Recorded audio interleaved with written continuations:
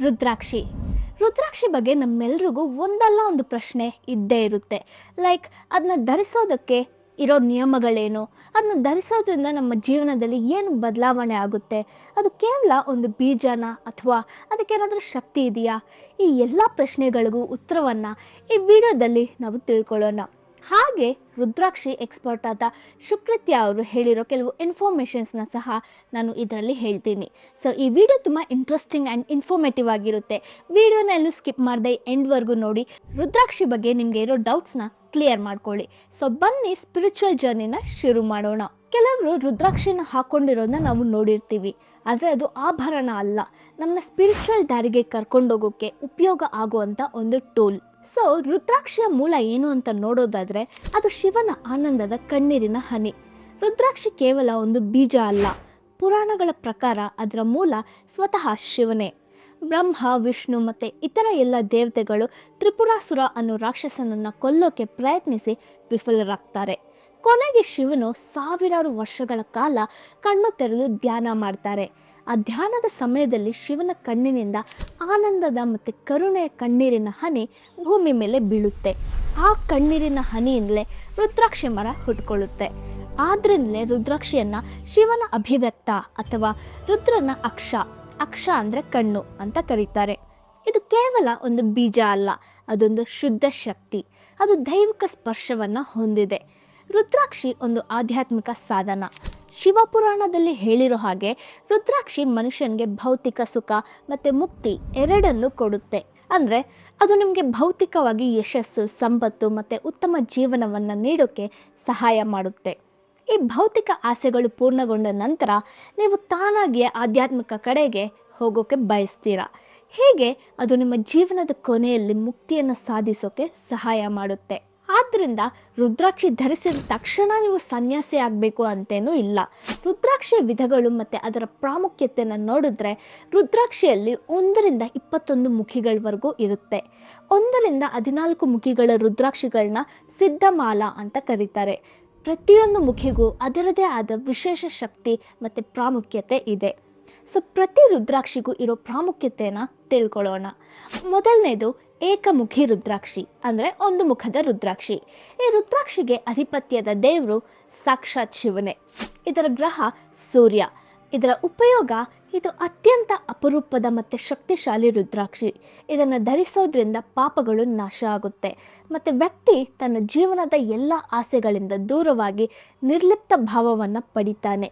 ಇದು ನಾಯಕತ್ವ ಗುಣಗಳನ್ನ ಹೆಚ್ಚಿಸುತ್ತೆ, ಮನಸ್ಸಿಗೆ ಶಾಂತಿ, ಏಕಾಗ್ರತೆ ಮತ್ತು ಧನಾತ್ಮಕ ಚಿಂತನೆಯನ್ನು ತರುತ್ತೆ. ಬ್ಲಡ್ ಪ್ರೆಷರ್ ಮತ್ತು ಹೃದಯ ಸಂಬಂಧಿತ ಸಮಸ್ಯೆಗಳಿಗೆ ಪರಿಹಾರ ನೀಡುತ್ತೆ. ಇದು ಮೋಕ್ಷ ಮತ್ತು ಆಧ್ಯಾತ್ಮಿಕ ಸಾಧನೆಗೆ ಸಹಾಯ ಮಾಡುತ್ತೆ. ಎರಡನೇದು ದ್ವಿಮುಖಿ ರುದ್ರಾಕ್ಷಿ. ಅಧಿಪತಿ ಅರ್ಧನಾರೀಶ್ವರ, ಗ್ರಹ ಚಂದ್ರ. ಇದರ ಉಪಯೋಗ, ಇದು ಸಂಬಂಧಿಗಳಿಗೆ ಸಂಬಂಧಿಸಿದ ರುದ್ರಾಕ್ಷಿ. ಗಂಡ ಹೆಂಡತಿಯರ ನಡುವಿನ ಬಾಂಧವ್ಯವನ್ನು ಹೆಚ್ಚಿಸೋಕೆ ಮತ್ತು ಸೌಹಾರ್ದತೆಯನ್ನು ಕಾಪಾಡೋಕ್ಕೆ ಸಹಾಯ ಮಾಡುತ್ತೆ. ಏಕತೆ, ಸಾಮರಸ್ಯ ಮತ್ತು ಮನಸ್ಸಿನ ಶಾಂತಿಯನ್ನು ತರುತ್ತೆ. ಚಂದ್ರನ ದುಷ್ಪರಿಣಾಮಗಳನ್ನ ಕಡಿಮೆ ಮಾಡಿ ಭಾವನಾತ್ಮಕ ಸಮತೋಲನವನ್ನು ಕಾಪಾಡೋಕ್ಕೆ ಸಹಾಯ ಮಾಡುತ್ತೆ. ಮೂರನೇದು ತ್ರಿಮುಖಿ ರುದ್ರಾಕ್ಷಿ.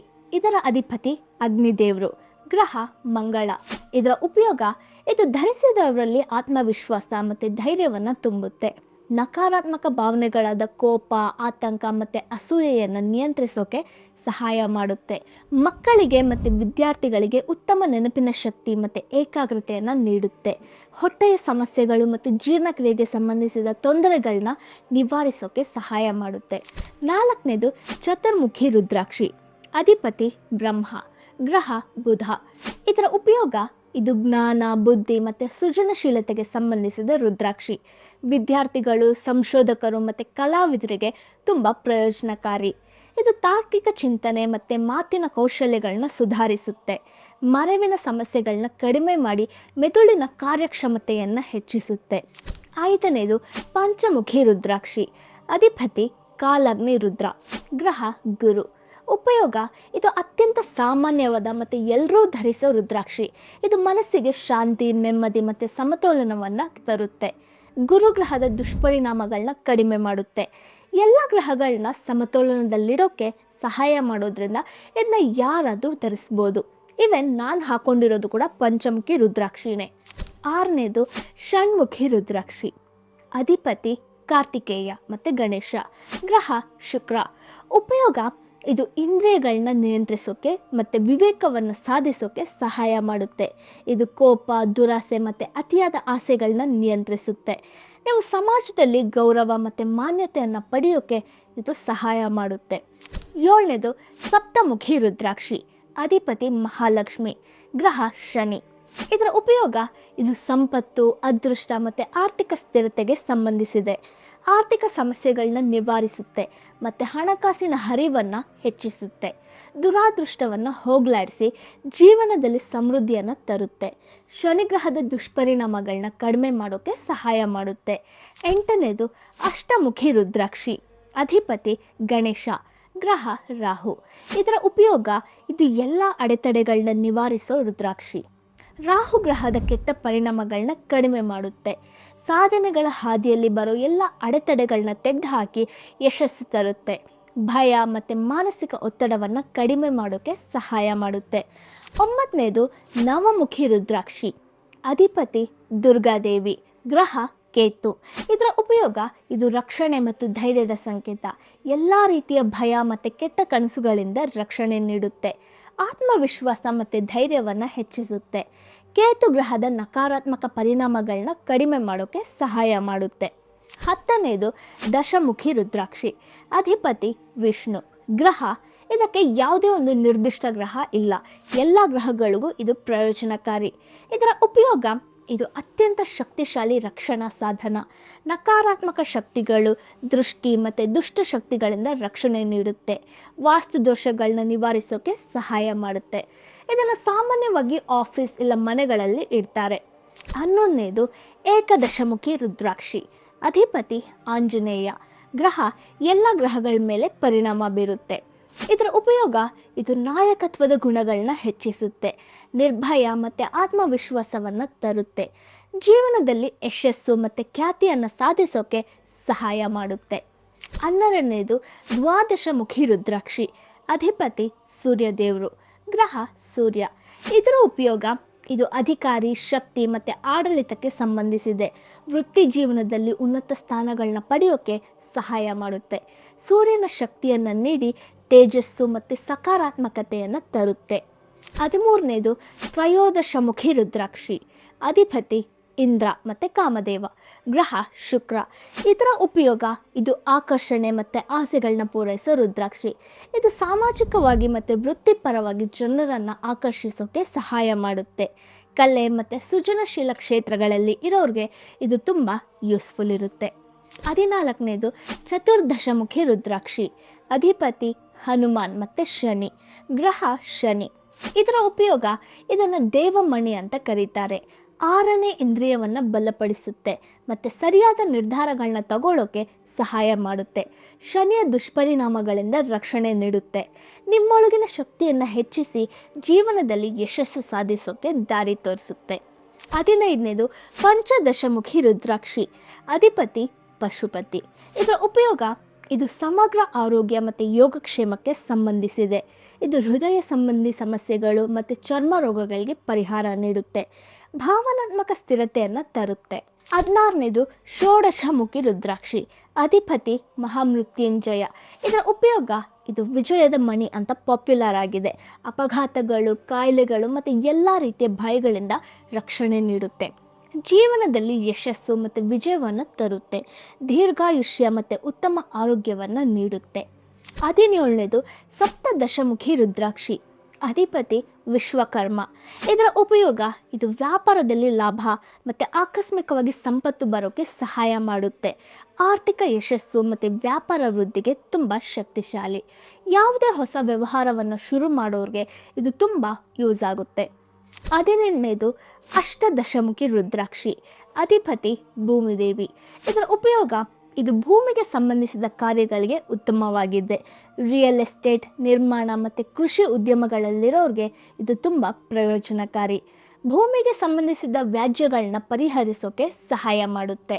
19ನೇದು ನವದಶಮುಖಿ ರುದ್ರಾಕ್ಷಿ. ಅಧಿಪತಿ ವಿಷ್ಣು. ಇದರ ಉಪಯೋಗ ಇದು ಸಂತೋಷ, ಸಮೃದ್ಧಿ ಮತ್ತು ಯಶಸ್ಸು ತರೋ ರುದ್ರಾಕ್ಷಿ. ಜೀವನದ ಎಲ್ಲ ಕ್ಷೇತ್ರಗಳಲ್ಲಿ ಯಶಸ್ಸು ಸಾಧಿಸೋಕೆ ಸಹಾಯ ಮಾಡುತ್ತೆ. ಬದುಕಲ್ಲಿ ಧನಾತ್ಮಕ ಶಕ್ತಿಯನ್ನು ತುಂಬುತ್ತೆ. 20ನೇದು ವಿಷಂತಿಮುಖಿ ರುದ್ರಾಕ್ಷಿ. ಅಧಿಪತಿ ಬ್ರಹ್ಮ. ಇದರ ಉಪಯೋಗ ಇದು ಜ್ಞಾನ ಮತ್ತು ಸೃಷ್ಟಿಗೆ ಸಂಬಂಧಿಸಿದ ರುದ್ರಾಕ್ಷಿ. ಆಧ್ಯಾತ್ಮಿಕ ಜ್ಞಾನ ಮತ್ತು ಆತ್ಮ ಸಾಕ್ಷಾತ್ಕಾರವನ್ನು ಪಡೆಯೋಕೆ ಬಯಸೋರಿಗೆ ಇದು ಉತ್ತಮವಾಗಿದೆ. ಹೊಸ ಆಲೋಚನೆಗಳು ಮತ್ತು ಸೃಜನಶೀಲತೆಯನ್ನು ಉತ್ತೇಜಿಸುತ್ತೆ. 21ನೇದು ಏಕವಿಷಂತಿಮುಖಿ ರುದ್ರಾಕ್ಷಿ. ಅಧಿಪತಿ ಕುಬೇರ. ಇದರ ಉಪಯೋಗ ಇದು ಕುಬೇರ ರುದ್ರಾಕ್ಷಿ ಅಂತ ಪಾಪ್ಯುಲರ್ ಆಗಿದೆ. ಅತ್ಯಂತ ಅಪರೂಪದ ಮತ್ತು ಶಕ್ತಿಶಾಲಿ ರುದ್ರಾಕ್ಷಿ. ಸಂಪತ್ತು, ಐಶ್ವರ್ಯ ಮತ್ತು ಎಲ್ಲ ಆಸೆಗಳನ್ನ ಪೂರೈಸೋ ಶಕ್ತಿ ಹೊಂದಿದೆ. ತೀವ್ರವಾದ ಆರ್ಥಿಕ ಯಶಸ್ಸು ಮತ್ತು ಸಮೃದ್ಧಿಯನ್ನು ಬಯಸೋರಿಗೆ ಇದು ತುಂಬ ಪ್ರಯೋಜನಕಾರಿ. ಸೊ ಇಲ್ಲಿ ಕೆಲವು ಇಂಪಾರ್ಟೆಂಟ್ ಆದ ವಿಷಯ ಏನಂದರೆ, ಯಾವ ರುದ್ರಾಕ್ಷಿ ನಿಮಗೆ ಸೂಕ್ತ ಅಂತ ತಿಳ್ಕೊಳ್ಳೋಕ್ಕೆ ನಿಮ್ಮ ಜ್ಯೋತಿಷ್ಯದ ಕುಂಡಲಿಯನ್ನು ಪರಿಶೀಲಿಸೋದು ಉತ್ತಮ. ಇದು ನಿಮ್ಮ ಗ್ರಹಗಳ ಸ್ಥಾನ ಮತ್ತು ನಿಮ್ಮ ಜೀವನದ ಸವಾಲುಗಳನ್ನ ಅರ್ಥ ಮಾಡ್ಕೊಳ್ಳೋಕ್ಕೆ ಸಹಾಯ ಮಾಡುತ್ತೆ.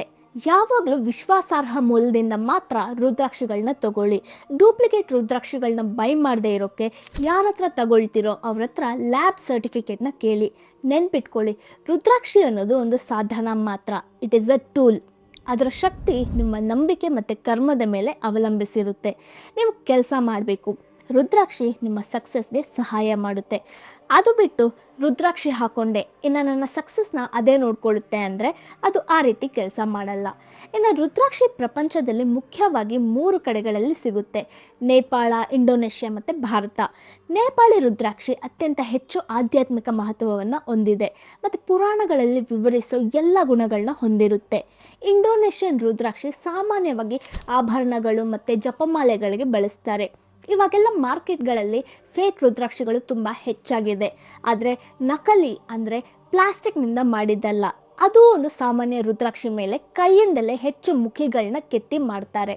ಇದು ದೊಡ್ಡ ಪಾಪ ಅಂತ ನಮ್ಮ ಗ್ರಂಥಗಳು ಹೇಳುತ್ತೆ. ನಿಜವಾದ ರುದ್ರಾಕ್ಷಿಯನ್ನು ಟೆಸ್ಟ್ ಮಾಡಿ ನೋಡಿದರೆ ಅದರ ಒಳಗಿರೋ ಬೀಜದ ವಿಭಾಗಗಳು ಮತ್ತು ಹೊರಗಿರೋ ಮುಖಿಗಳ ಸಂಖ್ಯೆ ಒಂದೇ ಆಗಿರುತ್ತೆ. ಇನ್ನೊಂದು ಇಂಪಾರ್ಟೆಂಟ್ ಆದ ವಿಷಯ ಏನಂದರೆ, ನೇಪಾಳಿ ರುದ್ರಾಕ್ಷಿಯಲ್ಲಿ ನ್ಯಾಚುರಲ್ ಆಗಿಯೇ ಹೋಲಿರುತ್ತೆ. ಅದನ್ನು ಪ್ರತ್ಯೇಕವಾಗಿ ಹೋಲ್ ಮಾಡೋ ಅವಶ್ಯಕತೆ ಇಲ್ಲ. ಇದು ನೇಪಾಳಿ ರುದ್ರಾಕ್ಷಿಯ ಮುಖ್ಯ ಗುರುತಾಗಿದೆ. ರುದ್ರಾಕ್ಷಿಯ ಬಗ್ಗೆ ಇರೋ ಕೆಲವು ಮೂಢನಂಬಿಕೆಗಳ ಬಗ್ಗೆ ರುದ್ರಾಕ್ಷಿಯ ಎಕ್ಸ್ಪರ್ಟ್ ಆದ ನೇಪಾಳದ ಸುಕೃತ್ಯ ಅವರು ಏನು ಹೇಳಿದ್ದಾರೆ ಅನ್ನೋದನ್ನು ತಿಳ್ಕೊಳ್ಳೋಣ. ರುದ್ರಾಕ್ಷಿಯನ್ನು ಕತ್ತಿಗೆ ಮಾತ್ರ ಹಾಕ್ಕೊಳ್ಬೇಕು ಅಂತ ಕೆಲವರು ಹೇಳ್ತಾರೆ. ಆದರೆ ಶಿವಪುರಾಣದ 23ರಿಂದ 25ನೇ ಅಧ್ಯಾಯದ ಪ್ರಕಾರ ರುದ್ರಾಕ್ಷಿಯನ್ನು ಕತ್ತಿನಲ್ಲಿ, ಹಣೆ ಮೇಲೆ, ಎದೆ ಮೇಲೆ, ಕೈ ಮೇಲೆ, ಮಣಿಕಟ್ಟಿನ ಮೇಲೆ, ಹೀಗೆ ದೇಹದ ಯಾವುದೇ ಭಾಗದಲ್ಲಿ ಧರಿಸಬಹುದು. ಆದರೆ ಅದು ನಿಮ್ಮ ಚರ್ಮವನ್ನು ಸ್ಪರ್ಶಿಸಬೇಕು. ಆದರೆ ಸುಕೃತ್ಯ ಅನ್ನೋರು ಅವರ ಪ್ರಕಾರ ಹೊಕ್ಕಳಿನ ಕೆಳಗೆ ರುದ್ರಾಕ್ಷಿಯನ್ನು ಧರಿಸೋದು ಸರಿಯಲ್ಲ ಅಂತ ಹೇಳಿದ್ದಾರೆ. ಇನ್ನು ಮಹಿಳೆಯರು ಅವರ ಋತುಸ್ರಾವದ ಸಮಯದಲ್ಲಿ ರುದ್ರಾಕ್ಷಿ ಧರಿಸಬಾರ್ದು ಅಂತ ಕೆಲವರು ಹೇಳ್ತಾರೆ. ಇದು ತುಂಬ ಜನರಿಗೆ ಇರೋ ತಪ್ಪು ಕಲ್ಪನೆ. ಋತುಸ್ರಾವ ಅನ್ನೋದು ನ್ಯಾಚುರಲ್ ಆಗಿ ಆಗೋ ಒಂದು ಪ್ರಕ್ರಿಯೆ. ಒಮ್ಮೆ ನೀವು ರುದ್ರಾಕ್ಷಿಯನ್ನು ಧರಿಸಿದ ಮೇಲೆ ಅದು ನಿಮ್ಮ ದೇಹದ ಒಂದು ಭಾಗ ಆಗಿರುತ್ತೆ. ಆದ್ದರಿಂದ ಋತುಸ್ರಾವದ ಸಮಯದಲ್ಲಿ ಅದನ್ನು ತೆಗಿಬೇಕಾದ ಅವಶ್ಯಕತೆ ಇಲ್ಲ. ಮಾಂಸಾಹಾರ ಸೇವಿಸುವಾಗ, ಮದ್ಯಪಾನ ಮಾಡುವಾಗ ರುದ್ರಾಕ್ಷಿ ಹಾಕ್ಕೊಳ್ಬೋದಾ? ರುದ್ರಾಕ್ಷಿ ತಜ್ಞರು ಹೇಳೋ ಪ್ರಕಾರ ಮಾಂಸಾಹಾರ ಸೇವನೆ ನಿಮ್ಮ ಸಂಸ್ಕೃತಿ ಮೇಲೆ ಅವಲಂಬಿಸಿರುತ್ತೆ. ಆದರೆ ರುದ್ರಾಕ್ಷಿ ಧರಿಸಿದ ನಂತರ ತಾಮಸಿಕ ಗುಣಗಳ ಮೇಲೆ ನಿಮ್ಮ ಆಸಕ್ತಿ ತಾನಾಗೆ ಕಡಿಮೆ ಆಗುತ್ತೆ. ಮದ್ಯಪಾನ ಮತ್ತು ಧೂಮಪಾನವನ್ನು ನಿಮ್ಮ ವೈಯಕ್ತಿಕ ಆಯ್ಕೆ ಅಂತ ಪರಿಗಣಿಸಲಾಗುತ್ತೆ. ಈ ವಸ್ತುಗಳು ನಿಮ್ಮ ಮನಸ್ಸಿನ ಶಾಂತಿಯನ್ನು ಕದಿಡಬಹುದು. ಹಾಗಾಗಿ ಈ ಸಮಯದಲ್ಲಿ ರುದ್ರಾಕ್ಷಿಯನ್ನು ತೆಗೆದಿಡೋದು ಉತ್ತಮ. ನೆಕ್ಸ್ಟ್, ರುದ್ರಾಕ್ಷಿಯನ್ನು ಬ್ಲ್ಯಾಕ್ ಮ್ಯಾಜಿಕ್ಗೆ ಬಳಸಬಹುದಾ? ಇಲ್ಲ, ಇದು ಸಾಧ್ಯ ಅಲ್ಲ. ರುದ್ರಾಕ್ಷಿ ಶಿವನ ಕಣ್ಣಿನಿಂದ ಬಂದ ಪವಿತ್ರ ವಸ್ತು. ಅದು ಯಾವತ್ತೂ ನಕಾರಾತ್ಮಕ ಶಕ್ತಿಗೆ ಕಾರಣ ಆಗಲ್ಲ. ಇನ್ನು ರುದ್ರಾಕ್ಷಿಯನ್ನು ಹಂಚ್ಕೊಳ್ಬೋದಾ? ರುದ್ರಾಕ್ಷಿಯನ್ನು ತಲೆಮಾರುಗಳಿಂದ ಕುಟುಂಬದಲ್ಲಿ ಒಬ್ಬರಿಂದ ಒಬ್ಬರಿಗೆ ಕೊಡಲಾಗುತ್ತೆ. ಯಾಕಂದರೆ ಅವರು ಒಂದೇ ಗೋತ್ರದವರು. ಅಪ್ಪ ತನ್ನ ಮಗನಿಗೆ ಕೊಡ್ಬೋದು, ಮಗ ಅವರ ಮಗನಿಗೆ ಕೊಡೋದು, ಆ ರೀತಿ. ಆದರೆ ರುದ್ರಾಕ್ಷಿಯನ್ನು ಫ್ರೆಂಡ್ಸ್ ಜೊತೆ ಹಂಚ್ಕೊಳ್ಳೋದು ಸೂಕ್ತ ಅಲ್ಲ. ಅಂದರೆ ನೀವು ಆಲ್ರೆಡಿ ಹಾಕ್ಕೊಂಡಿರೋ ರುದ್ರಾಕ್ಷಿನ ನೀವು ಬೇರೆ ಯಾರಿಗೂ ಕೊಡಬಾರ್ದು. ಅದು ನಿಮ್ಮ ಎನರ್ಜಿನ ಅಬ್ಸರ್ವ್ ಮಾಡಿರುತ್ತೆ. ಇನ್ ಕೇಸ್ ನಿಮಗೆ ಯಾರಿಗಾದ್ರೂ ಕೊಡಬೇಕು ಅನಿಸಿದ್ರೆ ಹೊಸ ರುದ್ರಾಕ್ಷಿನ ಪರ್ಚೇಸ್ ಮಾಡಿ ಗಿಫ್ಟ್ ಮಾಡ್ಬೋದು. ನೀವು ಹಾಕ್ಕೊಂಡಿರೋದನ್ನು ಯಾರಿಗೂ ಕೊಡಬಾರ್ದು. ಆದರೆ ಗಂಡ ಹೆಂಡತಿ ಮದುವೆ ನಂತರ ಒಂದೇ ಗೋತ್ರಕ್ಕೆ ಸೇರಿದಂತೆ ಪರಿಗಣಿಸ್ತಾರೆ. ಹಾಗಾಗಿ ಅವರು ಹಂಚ್ಕೊಳ್ಬೋದು.